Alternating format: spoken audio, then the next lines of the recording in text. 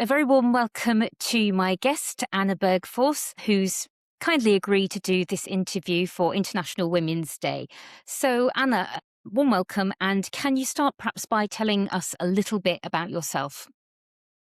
Hello. So I'm a creative director based in Spain. I've been doing the job for longer than I'd like to think about.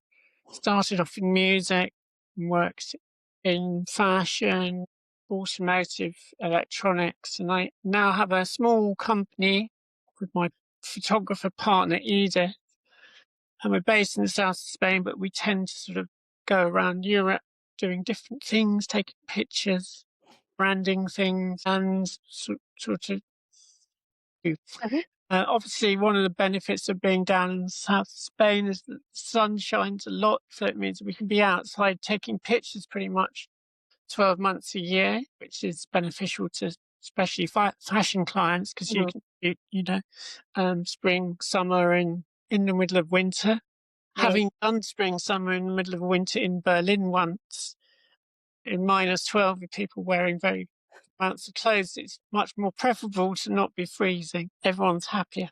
So there's that, and then there's the fact that we're next to the sea in the mountains, and we've reached a certain age that that quality of life is quite beneficial. We currently working on a big photography exhibition for my wife, in Madrid. We've got 2 or 3 music clients that are keeping us quite busy, and some documentaries on environmental issues, which I can't really discuss at the moment, but should be quite interesting. So Mm.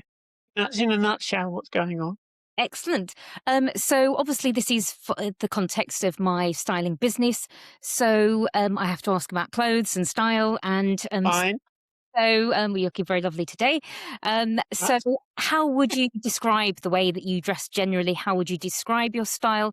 But also we can look into whether that's changed over time and how that's changed. So if we want to start with perhaps with your current style and how you characterize that, Anna. well, I would say that I'm, in a way, I guess it's sort of classic graphic designer thing of a certain age. I think we're the same age, so you might get this. But it was always kind of a modern minimalism thing. Brands like APC, COS, Arquette, kind of minimal, simple materials focus, silhouette driven, and a bit classic as well. But if you look at how APC started, which was kind of when I was young and when they came to London from Paris in I think the early 90s, that basically they took a kind of a classic sort of workwear kind of functionality, but gave it a flair, and materials were the key. So Mhm. quality materials, so things last forever and they look better as they get older, and not the opposite way around. Mm. So I tend to sort of live in when it gets in this time of year. Even in Spain, it's a bit nippy. It's a sort of roll neck and leather skirt kind Mm. of, and I will be muted in autumnal and wears a sort of designer uniform of black or white, maybe a bit of oatmeal, as today. Mhm. But every so often I'll go very lurid and colourful, and I'll colour block with oranges and reds and greens and blues and stuff like that. So I take it, sometimes it depends on your mood and what kind of person you're going to meet, and if you feel like being a bit of a statement, I suppose, and that will probably be a red lip and something a Mhm. bit more headband or a hat, something like that. If we're going to a meeting in Madrid, it's always fun. Like in Madrid, for example, it gets really cold in the winter, so we're Mm. down here in like 18 degrees. Up there it's like 0. Even if you get on the train, you have to pack for a heavily layered glove, sort of decent coat look, which A is quite fun to do, and B you can transform your kind of persona Mm. on a single train journey, which is quite. And Edith is a fashion photographer by trade. She used to work with, still does, but Versace and Burberry and various other luminaries like Victoria Beckham. Mhm. And so she's a much more extravagant dresser than I am, as And well as a much more. She her sister's a stylist as well, so they curate their looks in a very minute, Mm, lighting sort of way, how you hang a jumper from a skirt and mm, length of a trouser and things like that. yeah. Obviously, being a creative director myself, I'm very aware of how you create a photograph to maximise the benefit of what the actual article of clothing is and how that colour palette works in certain situations, how you play off these sort of things. Mm. So we take these things quite seriously, even though we might look a bit monotone sometimes. It's a considered monotone. So do you feel that that's changed as your career's developed, or is it paid eye for those details? I think so. I think when you're kind of younger, at least from my perspective, I was kind of a bit more street and a bit scruffier, and I liked to look a bit dishevelled. Um, as a state of mind, I think. And also because I was going to sort of places that people were not dishevelled, and I liked making myself look dishevelled. But I think when you hit sort of 58, if you look dishevelled, you just look dishevelled. You can't, you know what I mean? You just look like someone that might be, I don't think you can get away with it. You don't have the bandwidth quite as Mhm. much. No, it sounds obviously as if you've lived in lots of different locations as well. You're talking about obviously dressing for the weather and the climate in different places, but do you Yeah. feel that your style remains constant and consistent, or do you take influences depending on where you've lived and where you're living currently? Spent 30 years in the middle of London. And we were always in either like Covent Garden, Soho, and then as it progressed into Shoreditch and Hoxton. I've never particularly focused on anything particularly. I never wanted, even though it was a sort of a look that's classic, I didn't want to do something that was so high street that you could see everyone else wearing it. However, high street's fantastic when you want to use it as an accessory for something. But things like jackets and things, I've always had a sort of thing that it's worth spending more cash on and keeping it as a classic that you just keep re-wearing Mm.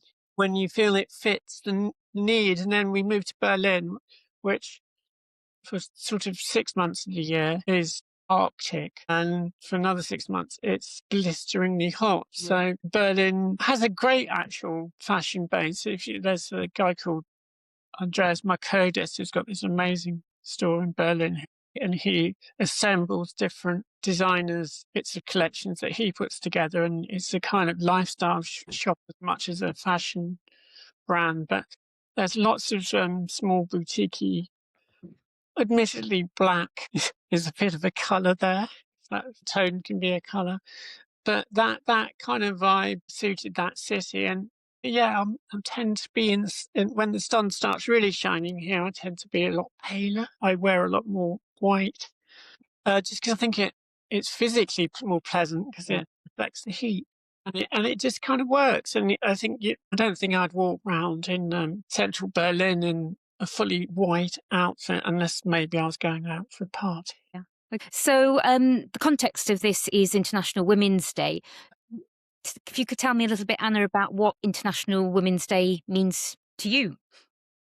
Well, I mean, I think what the sad reality is the need for it. That's the sad reality, and I think it's more prevalent than ever to be having this conversation, notwithstanding what's going on with the trans community, which was this idea of what a woman is and being questioned by, I suspect, well, it's fairly obvious if you read it. There's this thing called Project 2025, which is basically written by a bunch of, shall we say, I think they call themselves Christian nationalists, but the easy word is right-wing fascists. Mm.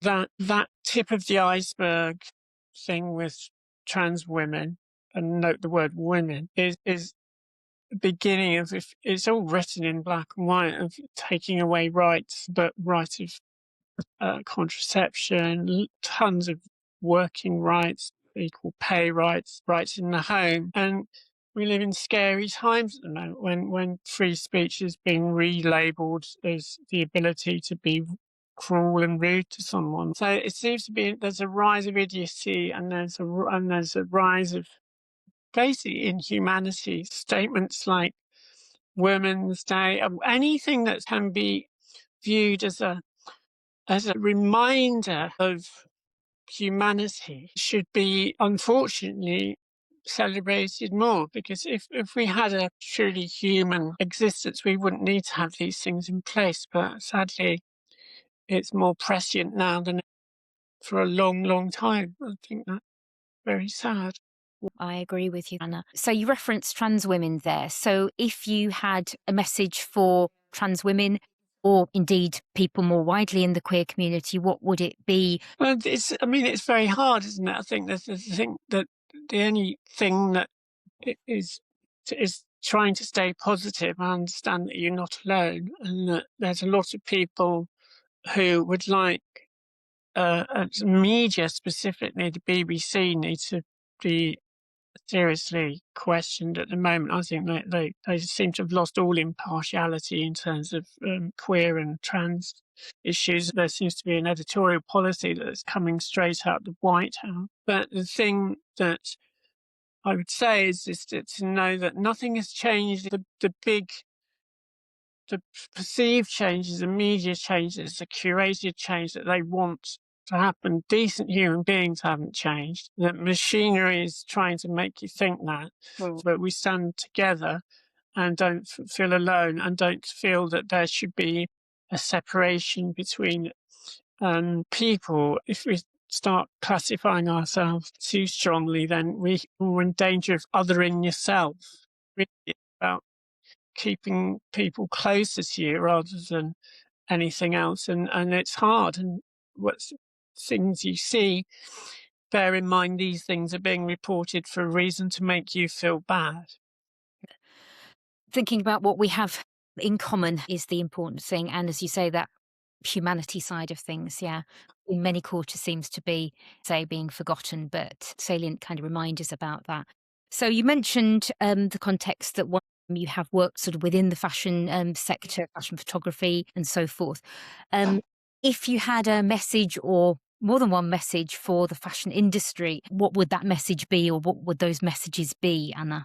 The only thing that feels a little bit worrisome is the way that bigger brands seem to be hiding, pulling back from their inclusivity. This idea that DEI is a bad thing, the idea that woke, which essentially means caring for other people and respecting them, seems to becoming a toxic word because of the PR, is sad. People have long memories, especially like this stuff is seismic. And if a brand starts dropping its ideals, and then 4 years later is going to try and rekindle them and sticking a rainbow flag on them, then beware. That's a bad thing.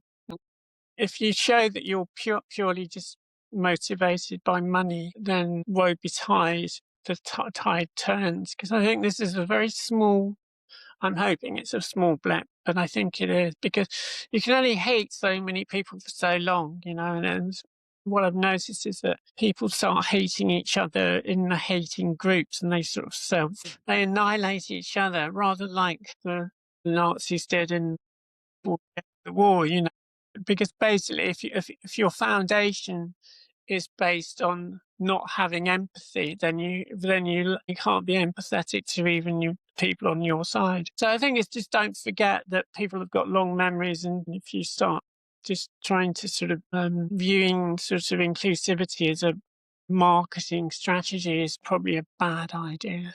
Thank you. So anything else that you would like to share, Anna?